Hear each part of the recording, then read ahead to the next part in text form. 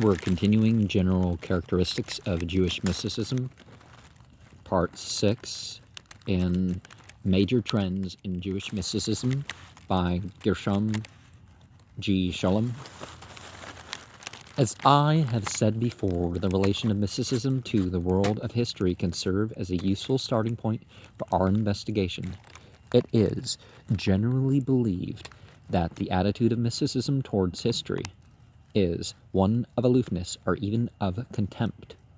The historical aspects of religion have a meaning for the mystic chiefly as symbols of acts which he conceives as being divorced from time are constantly repeated in the soul of every man.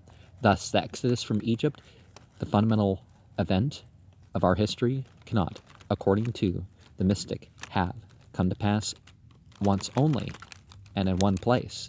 It must correspond to an event which takes its place in ourselves, an exodus from an inner Egypt in which we all are slaves.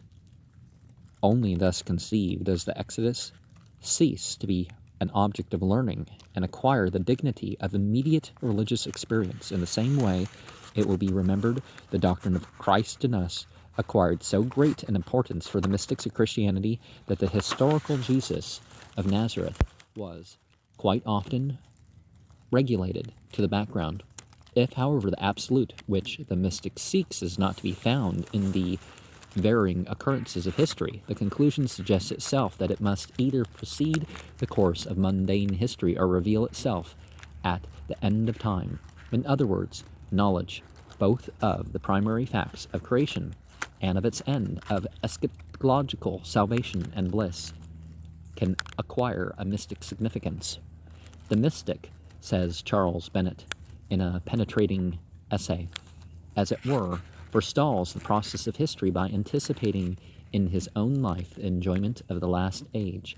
This eschatological nature of mystical knowledge becomes of paramount importance in the writings of many Jewish mystics, from the anonymous authors of the early Hakkaloth tracts to Rabbi Nachman of Braslov, and the importance of cosmogony for mystical speculation is equally exemplified by the case of Jewish mysticism.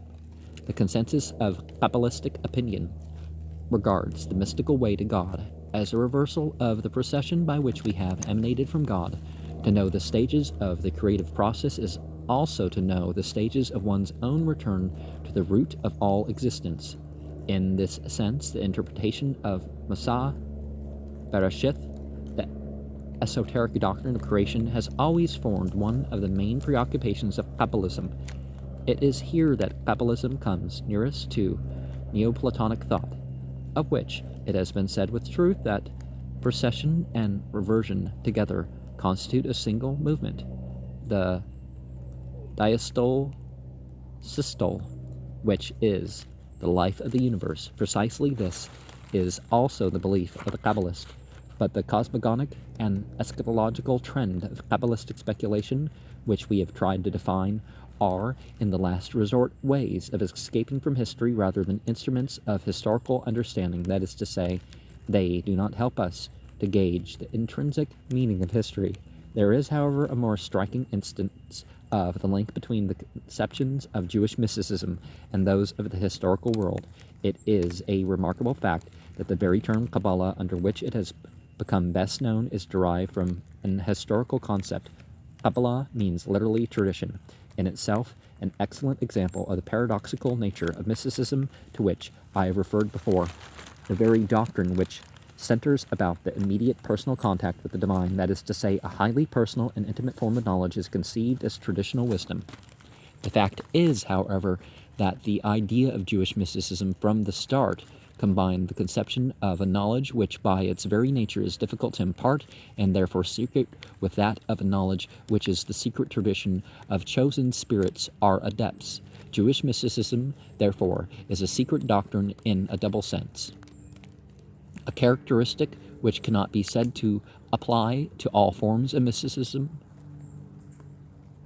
It is a secret doctrine because it treats of the most deeply hidden and fundamental matters of human life But it is secret also because it is confined to a small elite of the chosen who impart the knowledge to their disciples.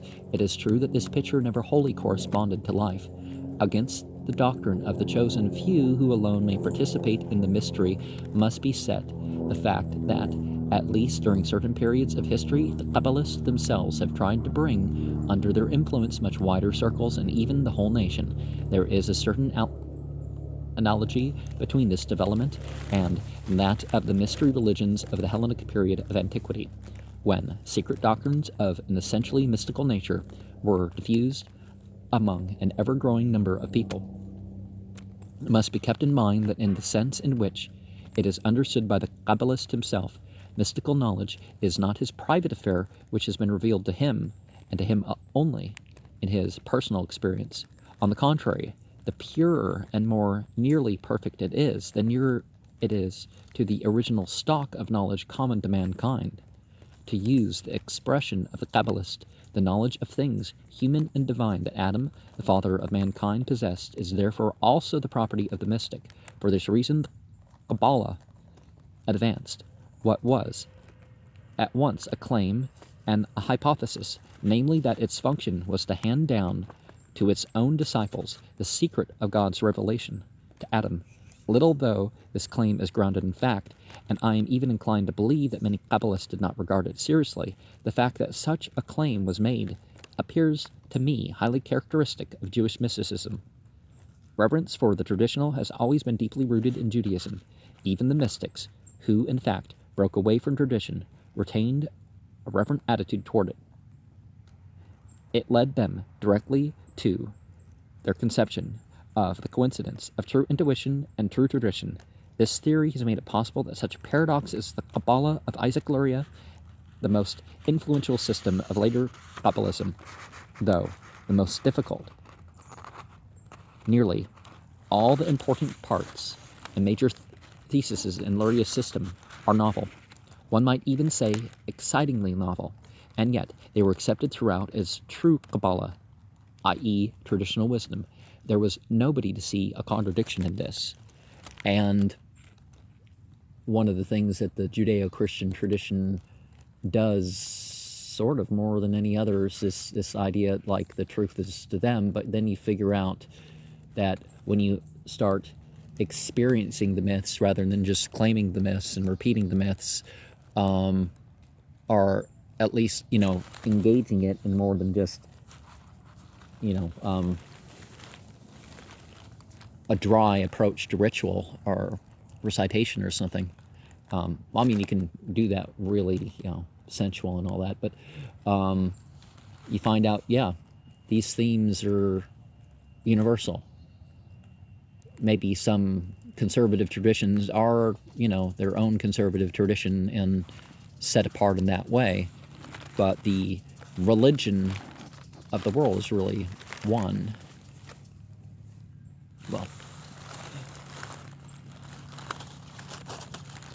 Well, no matter how much of that they particularly believe or do, but Part 7. Considerations of a different kind will take us even deeper into the understanding of the problem. I have already said that the mystical sphere is the meeting place of two worlds or stages in the development of the human consciousness, one primitive and one developed, the world of mythology and that of revelation. The fact cannot be left out of account in dealing with the Kabbalah. Whoever tries to gain a better understanding of its ideas without attempting anything in the nature of an apology cannot fail to notice that it contains, side by side with a deep and sensitive understanding of the essence of religious feeling, a certain mode of thought characteristic of primitive mythological thinking. The peculiar affinity of Kabbalistic thought to the world of myth cannot well be doubted, and should certainly not be obscured or lightly passed over by those of us to whom the notion of a mythical domain within Judaism seems strange and paradoxical, and who are accustomed to think of Jewish monotheism as the classical example of a religion which has severed all links with the mythical. It is indeed surprising that in the very heart of Judaism, ideas and notions sprang up which purported to interpret its meaning better than any others, and which yet represent a relapse into, or if you like, a revival of the mythical consciousness. This is particularly true of the Zohar and the Lurianic Kabbalah, that is to say, of those forms of Jewish mysticism which have exerted by far the greatest influence in Jewish history and which for centuries stood out in the popular mind as bearers of the final and deepest truth in Jewish thought. Now, without getting into how Pauline Christianity condemns philosophy and such in detail, it's apparent that both in terms of scholarship and in terms of mysticism, Judaism was always more open than Christianity. Now, certain Christian churches and movements have certainly engaged these things, but it tended to be with a sort of a sense of being a liberal, as far as not quite taking to the beliefs and practices in terms of one's own thing, or towards a reform thing, saying, well, I believe so much in the spirit that I can change the law and stuff like this. So, but in Judaism, that didn't have to be done so much. It is no use getting indignant over these facts. As the great historian Gratz did, they should rather set us thinking. Their importance for the history of the Jewish people, particularly during the past 4 centuries, has been far too great to permit them to be ridiculed and treated as mere deviations. Perhaps, after all, there is something wrong with the popular conception of monotheism as being opposed to the mythical. Perhaps monotheism contains room, after all, on a deeper plane for the development of mythical lore. Now, if you see the Quran, you see a whole bunch of types of meditation and all sorts of stuff listed. But, I mean, the Bible's full of mythical lore. It's not just accounts of battle and these people prayed during battle and God sent them a message or something. You have unicorns and vampires and all sorts of interesting stuff in the Bible, particularly if you don't read it in English. If you read it in other than English too, I do not believe that all those devoted and pious spirits, practically the vast majority of Ashkenazic and Sephardic Jewry, ceased after the exodus from Spain to be Jews also in the religious sense, only because their forms of belief appear to be in manifest contradiction with certain modern theories of Judaism. I therefore ask myself, what is the secret of this tremendous success of the Kabbalah among our people?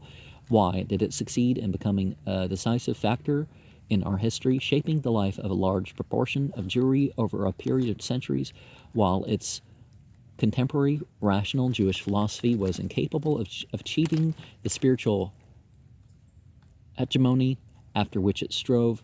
This is a pressing question. I cannot accept the explanation that the facts I have described are solely due to external historical circumstances, that persecution and decline weakened the spirit of the people and made them seek refuge in the darkness of mysticism. Because they could not bear the light of reason, the matter appears to me to be more complicated, and I should like briefly to set out my answer to the question. The secret of the success of the Kabbalah lies in the nature of its relation to the spiritual heritage of rabbinical Judaism. This relation differs from that of the rationalist philosophy in that it is more deeply and in a more vital sense connected with the main forces active in Judaism. Undoubtedly, both the mystics and the philosophers completely transformed the structure of ancient Judaism. Both have lost the simple relation to Judaism, the naivety which speaks to us from the classical documents of rabbinical literature. Classical Judaism expressed itself.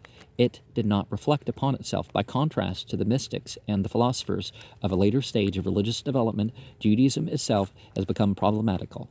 Instead of simply speaking their minds, they tend to produce an ideology of Judaism, an ideology, moreover, which comes to the rescue of tradition by giving it a new interpretation. It is not as though the rise of Jewish philosophy and of Jewish mysticism took place in widely separated ages, or though the Kabbalah, as Gratz saw it, was a reaction against a wave of rationalism.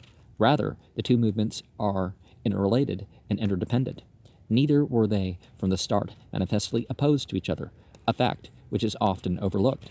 On the contrary, rationalism of some of the philosophical enlighteners frequently betrays a mystical tendency, and conversely, the mystic who has not yet learned to speak in his own language, often uses and misuses the vocabulary of philosophy. Like all these people, a theory is based on the facts. A theory is not just some wild guess or even an educated guess. A theory's, anyways.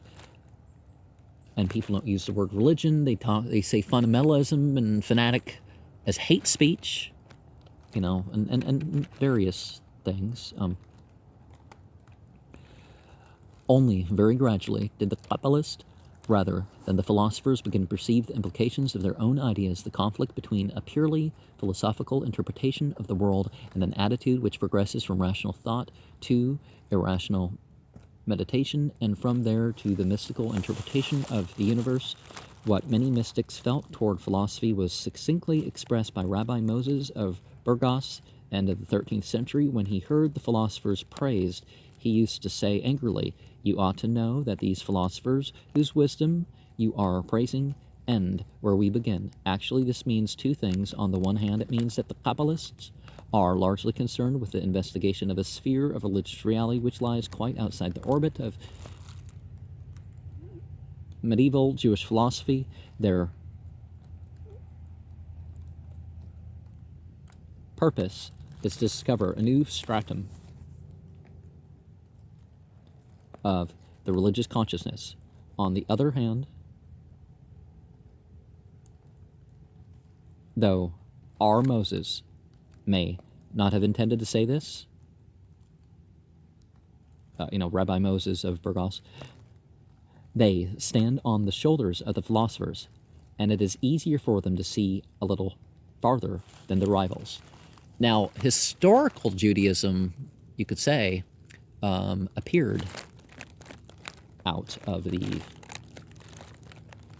reaction with the philosophers, but something that you could call Judaism, the Moabids among the Persians. But to repeat, the Kabbalah certainly did not arise as a reaction against philosophical enlightenment, but once it was there, it is true that its function was that of an opposition to it. At the same time, an intellectual dispute went on between the Kabbalah and the forces of the philosophical movement, which left deep marks upon the former's structure. In my opinion, there is a direct connection between Yehuda Halevi, the most Jewish of Jewish philosophers, and the Kabbalists. The most Jewish of the Jewish. I'm not even sure what that means. For the legitimate trustees of his spiritual heritage had been the mystics and not the succeeding generations of Jewish philosophers. The Kabbalists employed the ideas and conceptions of Orthodox theology, but the magic hand of mysticism opened up hidden sources of new life in the heart of many scholastic ideas and abstractions. Philosophers may shake their heads at what must appear to them a misunderstanding of the meaning of philosophical ideas, but what, from the philosopher's point of view, represents a flaw in the conception can constitute its greatness and dignity in the religious sense. After all, a misunderstanding is often nothing but the paradoxical abbreviation of an original line of thought, and it is precisely such misunderstanding which has frequently become productive of new ideas in the mystical sphere. Let us take as an example of what I have said the idea of creation out of nothing in the dogmatic disputations of Jewish philosophy. The question whether Judaism implies belief in this concept, and if so, in what precise sense, has played an important part. I shall not go into the difficulties with which the Orthodox theologians found themselves faced whenever they tried to preserve the full meaning of this idea of creation out of nothing. Viewed in its simplest sense, it affirms the creation of the world by God out of something which is neither God himself nor any kind of existence, but simply the non-existent. The mystics, too, speak of creation out of nothing. In fact, it is one of their favorite formulae, but in their case, the orthodoxy of the term conceals a meaning which differs considerably from the original one. This nothing from which nothing has sprung is by no means a mere negation. Only to us does it present no attributes, because it is beyond the reach of intellectual knowledge. In truth, however, this nothing, to quote one of the Kabbalists, is infinitely more real than all other reality. Only when the soul has stripped itself of all imitation and, in mystical language, has descended into the depths of nothing, does it encounter the divine. For this nothing compromises a wealth of mystical reality, although it cannot be defined. Undiu defini serait un Dieu fini. In a word, it signifies the divine itself in its most impenetrable guise. And in fact, creation out of nothing means, to many mystics, just creation out of God. Creation out of nothing thus becomes the symbol of emanation, that is to say, of an idea which, in the history of philosophy and theology, stands farthest removed from it. And before we get into part 8, let us remember the fact that modern science has figured all this imaginary space and time and imaginary numbers, and so what exists in the mind of God, and then the Word, and then it becomes incarnate in matter, and nothing's particularly, that's the thing the polytheist and the Christian, whether they're Christian or whatever, don't get is the creation isn't God, but the creation is a manifestation of God's power, and nothing in particular has God's presence more than the other whatnot. There's certain places that are more holy, you could say, than the others, but that's not the same thing, now is it? Anyways, part 8. Let us return to our original problem. As we have seen, the Renaissance of Judaism on a new plane is the common concern of both the mystics and the philosophers.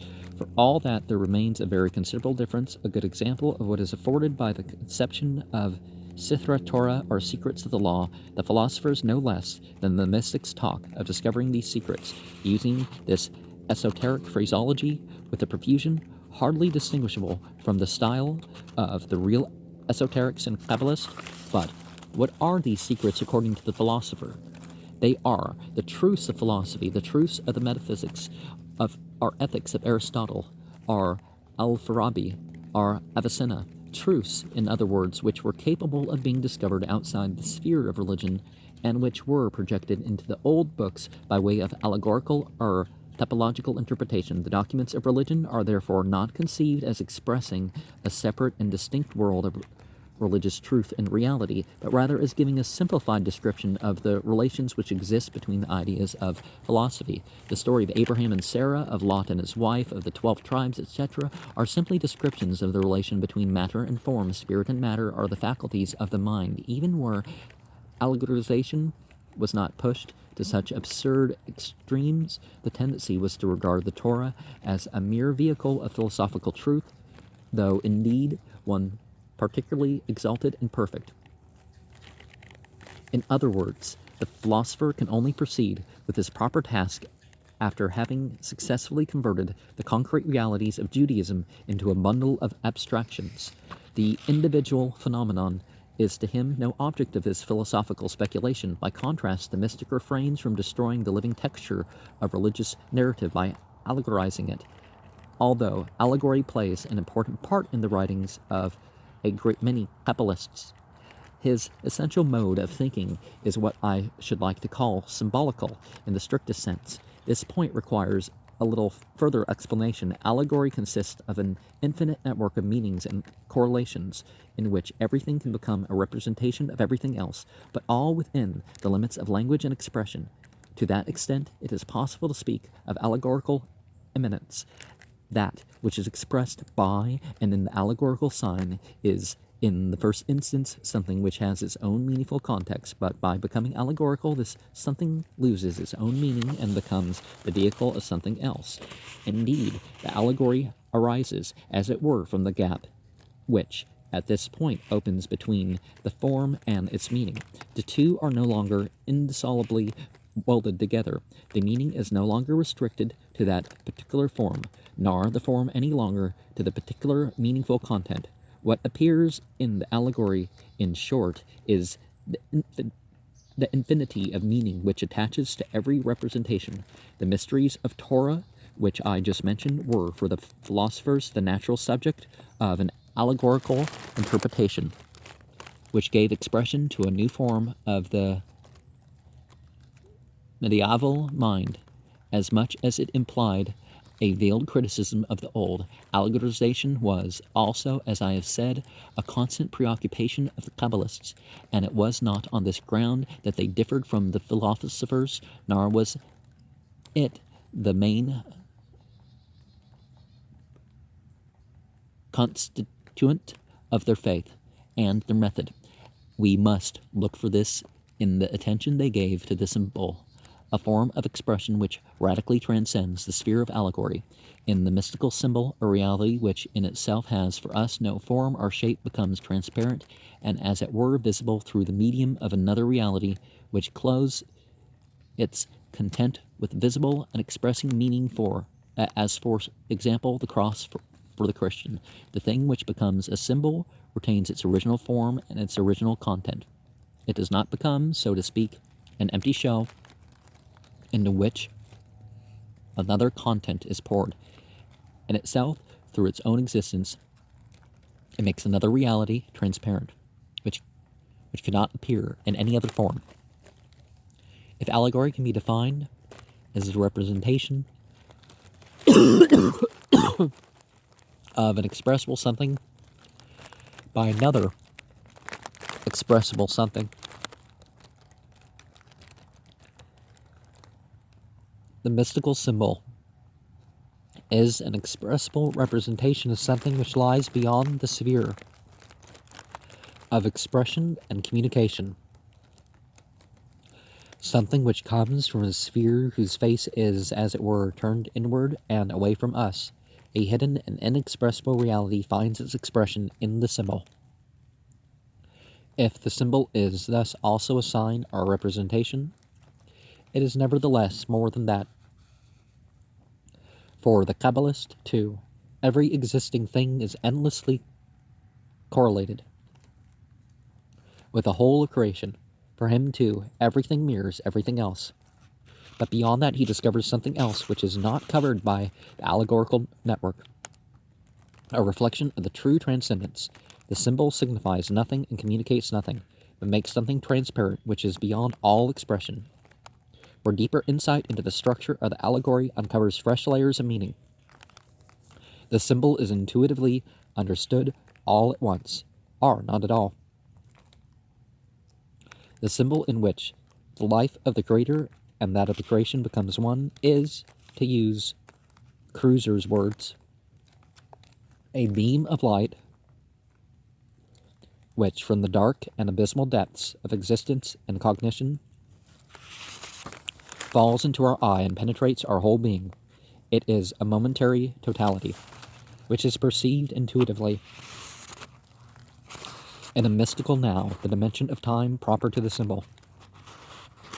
Of such symbols, the word of Kabbalism is full. Nay, the whole world is to the Kabbalist such a corpus symbolicum. Out of the reality of creation, without the latter's existence being denied or annihilated. The inexpressible mystery of the Godhead, as the Christians would call it, but divinity is a better word because Godhead implies that there's, well, a Godhead is a polytheist term. That would mean that there's lesser gods or there's more than one God in one. But there are polytheist forms in Judaism. Anyways, becomes visible. And particularly, the religious acts commanded by the Torah, the mitzvot, are, to the Kabbalist, symbols in which a deeper and hidden sphere of reality becomes transparent. The infinite shines through the finite and makes it more and not less real. This brief summary gives us some idea of the profound difference between the philosopher's allegorical interpretation of religion and its symbolical understanding by the mystics. It may be of interest to note that in the comprehensive commentary on the Torah, written by a great mystic of the 13th century, Moses Nachmanides, there are many symbolical interpretations as defined here, but not a single instance of allegory.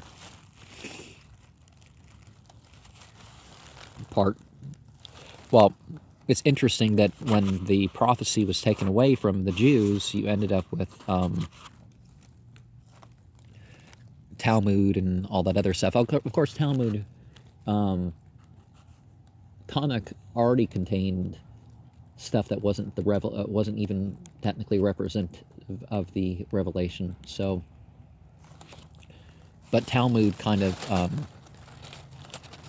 is analogous in the Islamic tradition to the Hadith, and in the Zoroastrian tradition, there's a difference between the revealed scripture and the inspired teachings.